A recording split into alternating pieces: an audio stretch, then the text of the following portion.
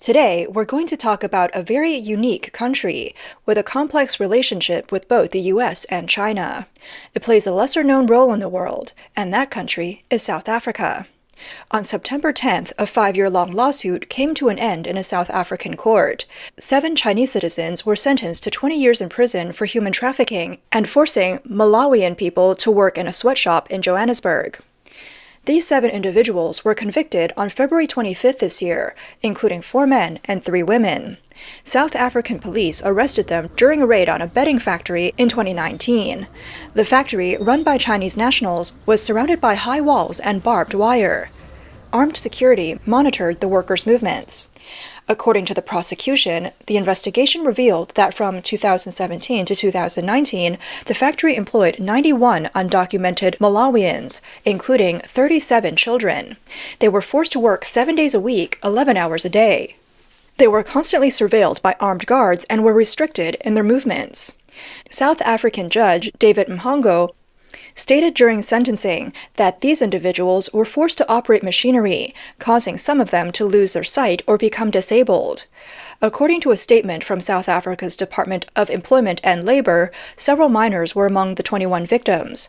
Most of them originally worked at Chinese factories in Malawi and were lured to South Africa with false promises. During the trial, many victims testified that they were secretly transported to the factory in windowless trucks. Once they arrived, their freedom was taken away. They weren't allowed to leave, had to work on holidays, and weren't allowed to contact the outside world. They couldn't even prepare their own meals, and the living and working conditions were extremely harsh. The Chinese bosses, the sweatshop, and the 20-year sentences initially made people think this was just another case of a Belt and Road Initiative gone wrong, where justice had been served. However, things were not that simple. Suddenly, a Chinese woman in the audience spoke up, prompting media reporters to quickly shift their cameras. Here's what happened next in her conversation with the reporters. The boss is right here in this country. Have you told the police about the real owner? The real owner is right here in this country, you know that? The woman told the reporters, "I'll tell you, this boss lives in the Chinese community in this country. He's a gun dealer." The reporters kept asking who she was referring to. Where is he now? Where does he live? The woman responded, "He lives in this town, in this country. I have a photo of him." The reporters were shocked and demanded to see the photo. The Chinese woman immediately opened her phone, pointed to one of the photos, and said, "This, Mr. Lin, is the big boss here. Do you know why the first person disappeared? Because he's a gun dealer, selling a lot of guns. Do you see this? The China Shield firearm store in Bruma." She implied that Mr. Lin had powerful connections and told the reporters, "Why hasn't this big boss been caught yet?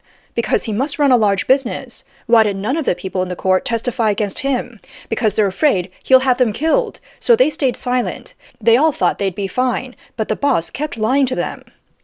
According to the information provided by this woman, we found that on June 16, 2018, South Africa's first gun store, operated by Chinese nationals, China Shield, and the South Africa Shield indoor shooting range officially opened in Johannesburg.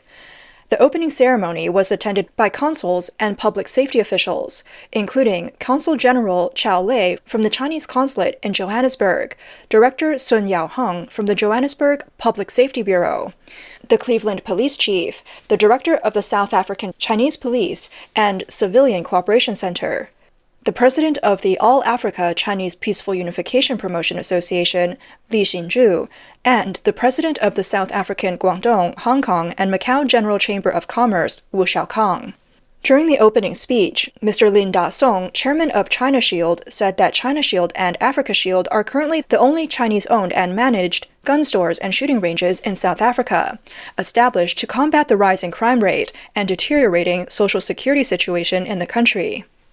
We noticed that while the Chinese woman spoke in court, a South African female police officer repeatedly pushed and pulled her, trying to stop her from speaking and remove her from the scene. However, the woman struggled and refused to leave.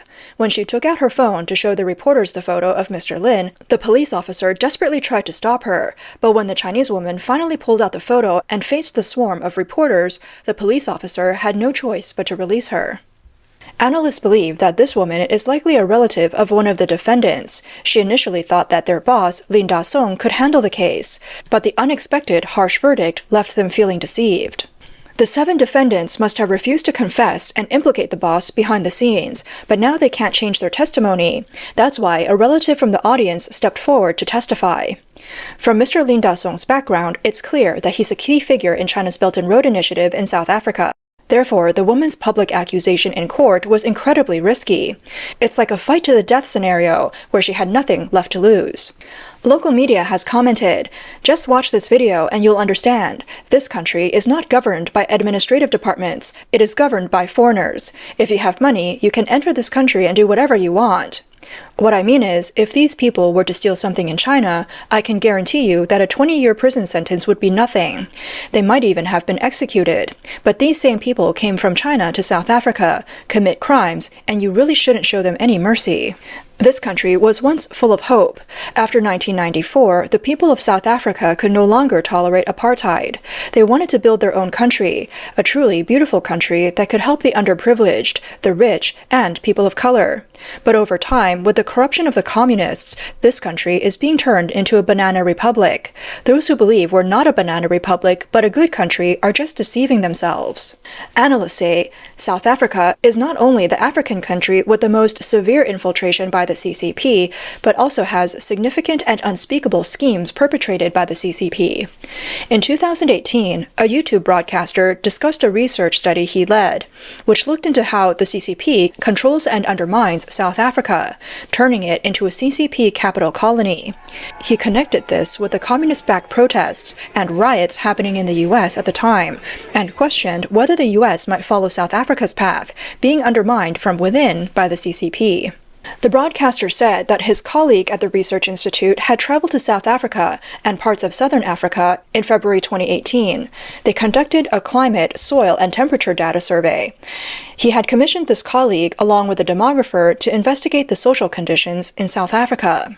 His colleague randomly surveyed South Africans on the street, including officials, agents, and economists. They also visited the stock exchange and ultimately gathered 2,300 survey results. The broadcaster mentioned that his colleague told him after returning that he had decided to join the Republican Party and support Trump for president. This colleague had originally been a supporter of the Democratic Party. However, after visiting South Africa, witnessing its miserable state, and experiencing the mindset of South African people, he was deeply shocked. He also emphasized that President Trump had previously stated that the U.S. must not become like South Africa, yet so many Americans opposed that view. If those people could visit South Africa in person, they would understand why. Data shows that during the period between 1970 to 1990, South Africa's GDP growth rate was close to the world average, and it had already entered the threshold of a developing country. In 1980, the economy grew by 7.8%, ranking third in the world, just behind Japan and Singapore. At that time, South Africa was Africa's leading powerhouse. In the mid-1970s, South Africa's industrial output accounted for 40% of Africa's total. Electricity production was 60%. Steel production was 90%. The phone network covered 54% of the country. And rail transport accounted for 50%. South Africa is rich in mineral resources, ranking highly in the world for the production of gold, diamonds, vanadium, manganese, chromium, antimony, uranium, and asbestos. Among these, its gold reserves account for 60% of the world's total, and its diamond production makes up about 9% of the global share. De Beers, the South African company, is the largest diamond producer and seller in the world, controlling 60% of the global rough diamond trade.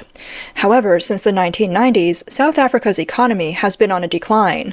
Once the leader in Africa in terms of GDP, it is now ranked lower among developing countries.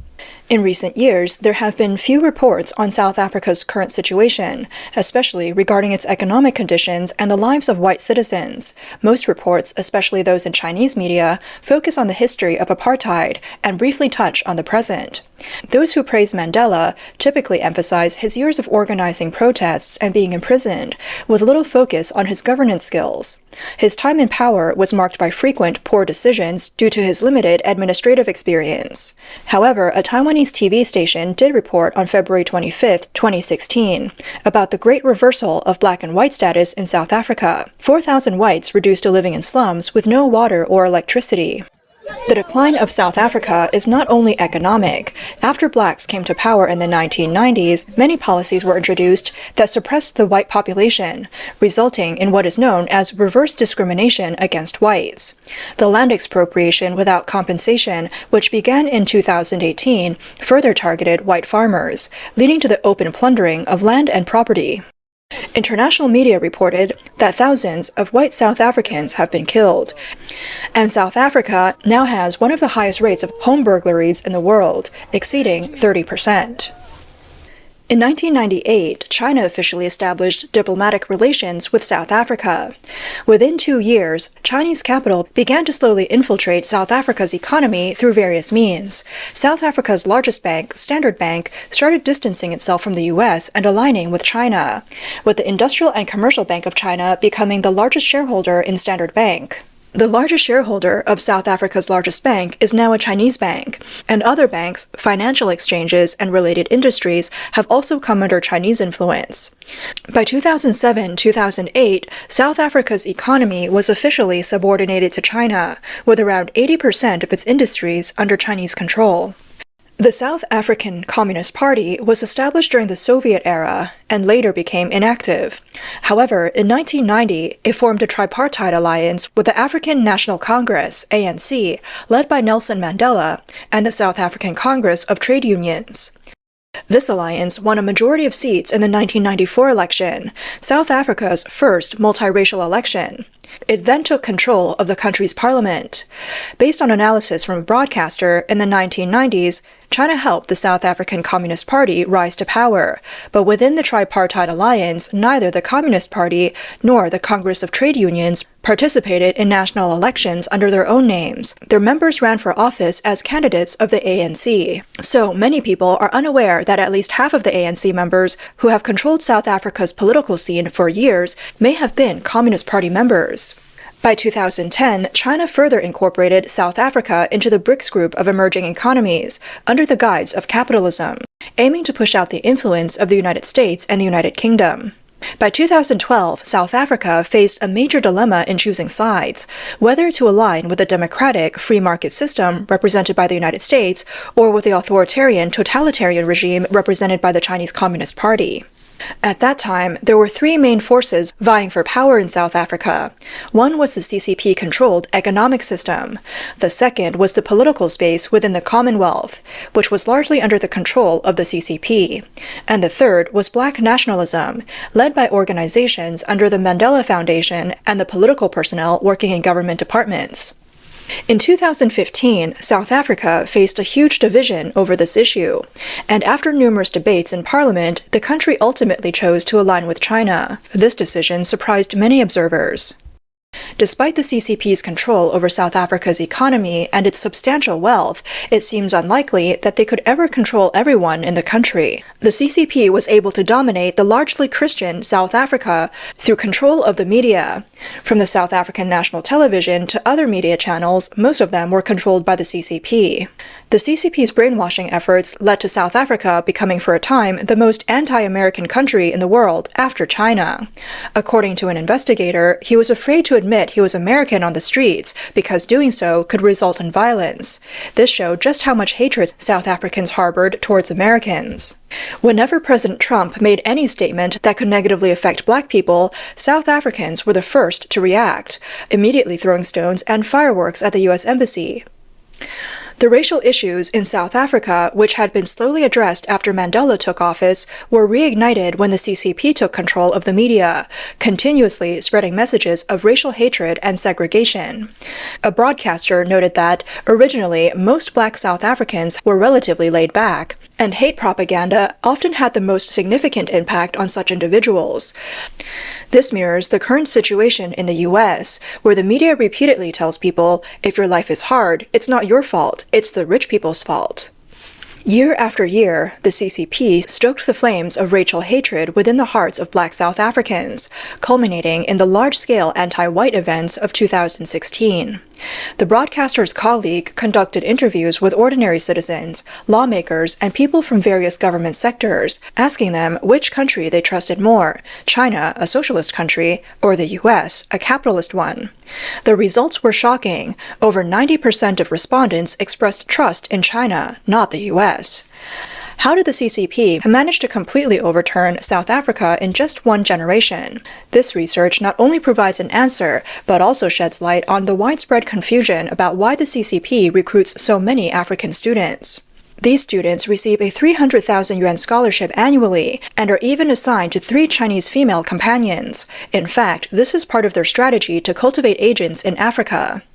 The investigation found that South Africa sends many students to China every year, and through these students, the CCP is able to spread its shiny image online and in daily life. For example, the impressive skyscrapers in China have made the country's seemingly thriving model highly appealing in the South African public.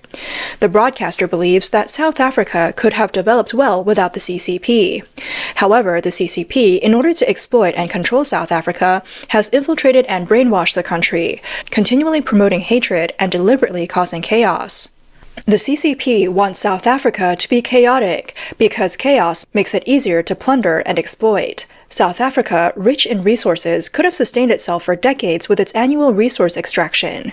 But now, the CCP has taken $10 billion from South Africa, leaving only $100 million to support its people. And South Africans are expected to be grateful. The broadcaster concluded by saying that the CCP's activities in South Africa are a test run, and this strategy has now been fully applied to the US. The methods are almost identical: infiltration through the economy, media, and government, followed by the incitement of hatred and unrest, aiming to destabilize and collapse the US. However, there is some good news. Things are starting to change. After the 7 Chinese individuals were heavily sentenced, South Africans have begun to realize the situation. Local media has commented, "If you think this is just about some businesses lining their pockets, you're deceiving yourself. The truth is, these Chinese people are funding terrorist organizations. They're likely using the money they've gained in this country to pay these groups. People need to wake up from this illusion." Since President Trump returned to the White House with a strong stance against the CCP, South Africa's position has started to shift. In May of this year, during a visit to the US, South African President Cyril Ramaphosa met with Trump at the White House. Ramaphosa later stated that Trump would attend a summit in Johannesburg in November. However, in July, Trump suggested he might send a representative instead and accused South Africa of implementing anti-white policies and pursuing anti-American diplomacy. South Africa, in turn, emphasized that it does not have an anti-white or anti-American stance. At the BRICS summit in July, President Ramaphosa reiterated that BRICS does not target any country. It is well known that the purpose of the BRICS organization is to de-dollarize and challenge the US-led economic system. His statement was interpreted as a clear gesture toward the US. Analysts note that South Africa traditionally has a Christian faith, which is at odds with communist atheism. While many people have been brainwashed and infiltrated, the country's economy has deteriorated under the CCP's influence. The truth is becoming increasingly clear, and as time passes, people are waking up to the reality, which is far from what the CCP propaganda has claimed. More importantly, brainwashing and economic control require strong economic power. In recent years, China's economic strength has greatly declined, making it more difficult for the CCP to maintain control over South Africa. Recent reports indicate that the US is raising around $200 billion for global infrastructure investment. The European Union has pledged $300 billion, and the G8 countries have committed a total of $6 billion to replace the CCP's Belt and Road Initiative. At the BRICS summit in August, Xi Jinping, in an attempt to assert his leadership, pulled together $4 billion for global development and cooperation with South Africa. This amount pales in comparison to the contributions from the US and Europe. In the end, during the leader's photo session, Xi Jinping couldn't even secure the center position, and his funds effectively went to waste. What's even more bizarre is that a video revealing Lin Da-song in court has appeared on the Douyin platform in mainland China and has yet to be removed. This indicates that the intense internal struggles within the CCP are spreading to South Africa. The owner of the gun store and sweatshop may have already been abandoned by the CCP's higher-ups. South Africa, once a CCP stronghold and a test ground for anti-America policies, is now collapsing because the people of South Africa have awakened.